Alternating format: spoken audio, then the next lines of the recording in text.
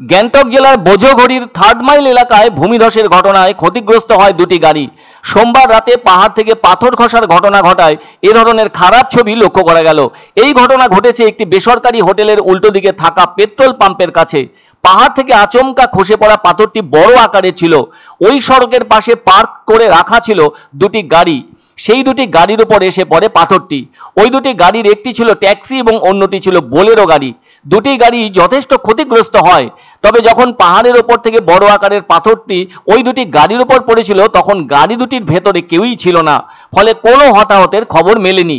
স্থানীয় বাসিন্দারা জানান, যেখানে এমনটা ঘটেছে বোঝোঘড়িতে অতীতেও ভূমিকম্প প্রবণ অঞ্চল হিসেবে চিহ্নিত ছিল ওই জায়গা। তবে সাম্প্রতিক ভারী বৃষ্টির কারণে ওখানকার মাটি আরো দুর্বল হয়ে পড়েছে। ফলে ওখানকার মানুষজন প্রশাসনের কাছে দ্রুত পাহাড়ের ঢাল সংরক্ষণ এবং সেই সমস্ত এলাকা প্রতিরোধমূলক ব্যবস্থা গ্রহণের দাবিও জানিয়েছেন। এদিকে গত রাতের ওই ধরনের ঘটনা ঘটার পর এদিন স্থানীয় পুলিশ ও প্রশাসনের কর্তারা ঘটনাস্থলে পৌঁছন। সবটা প্রত্যক্ষ করে তারা ওই এলাকায় সতর্কতা জারি করেছেন। এছাড়া সম্ভাব্য আরো ধসের আশঙ্কায় ওই এলাকা দিয়ে যান চলাচলের সাময়িক নিয়ন্ত্রণও রাখা হয়েছে। আবার প্রশাসনের পক্ষ থেকে আরো জানানো হয়েছে, ঝুঁকিপূর্ণ এলাকাগুলোয় দ্রুত জরিপ করা হবে। সেই সাথে প্রয়োজনীয় প্রতিরোধমূলক ব্যবস্থাও গ্রহণ করা হবে। ভূমিধস সাধারণত বৃষ্টি, দুর্বল মাটির গঠন এবং প্রাকৃতিক কারণে হতে পারে। আবার ভূমিধসের ফলে রাস্তা বন্ধ হয়ে থাকে। এছাড়াও পরিবহন ব্যবস্থাও ব্যাহত হয়ে যায়। তাছাড়া পর্যটকদের অন্যতম পছন্দের প্রাকৃতিক জায়গা হলো সিকিম, তার উপর আবার রাজধানী গ্যাংটক।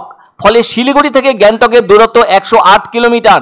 আর এই যাত্রাপথে পড়বে সোমং লেক, মেফেয়ার হিলের মতো দর্শনীয় স্থান ছাড়াও আরো 25টির মতো সেরা স্টপ। তাছাড়া সিকিমের অর্থনীতির একটা বড় অংশ তো পর্যটন ব্যবসা থেকে আসে। কিন্তু ওই সৌন্দর্যমণ্ডিত সিকিম রাজ্যের কিছু কিছু জায়গা বর্তমানে ধসপ্রবণ হয়ে উঠেছে।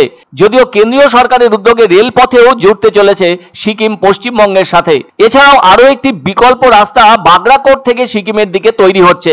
হয়তো রেলপথ ও ওই নতুন সড়ক তৈরি হয়ে গেলে গ্যাংটক যাওয়ার ব্যাপারে আর কঠিন কোনো সমস্যা থাকবে না। অন্যদিকে বর্ষার সময় বারবার সেবক থেকে কালিম্পং হয়ে গ্যাংটক যাওয়ার সেই তিস্তা নদী ঘেঁষা 10 নম্বর জাতীয় সড়কে ধস নামে। আর ওই সড়ক ধরে যাতায়াত বন্ধ হয়ে যায়, সমস্যা কঠিন হয়ে পড়ে। সেই সব ধস সরিয়ে মেরামত করে যান চলাচল চালু করতে অনেকটা সময় লেগে যায়। আবার অনেক সময় তো পাহাড়ের ওপর থেকে ধস নেমে রাস্তা ভরাট হয়ে যায়। বড় পাথর পড়লে ওই সড়কের দারুণ ক্ষতি হয়। ফলে ওই সমস্ত ধসের জিনিসপত্র সরিয়ে যান চলাচল শুরু করতেও সময় লেগে যায় অনেকটা। আর বৃষ্টির সময় পাহাড়ে ঘুরতে যাওয়া মোটেই সমীচীন নয়। যে কোনো সময় ধস নামতে পারে পাহাড়ি এলাকায়। সেজন্য শীতের মরশুম তুলনায় অনেক ভালো সিকিম ঘুরে বেড়াবার জন্য। হঠাৎ ধস নামতে পারে ওইসব পাহাড়ি পথে। যেমন গত রাতে ঘটেছে গ্যাংটক জেলার বোঝোঘড়ির 3rd মাইল এলাকায় পাহাড়ের ওপর থেকে বড় আকারের পাথর পড়ে ভূমিধসের ঘটনা।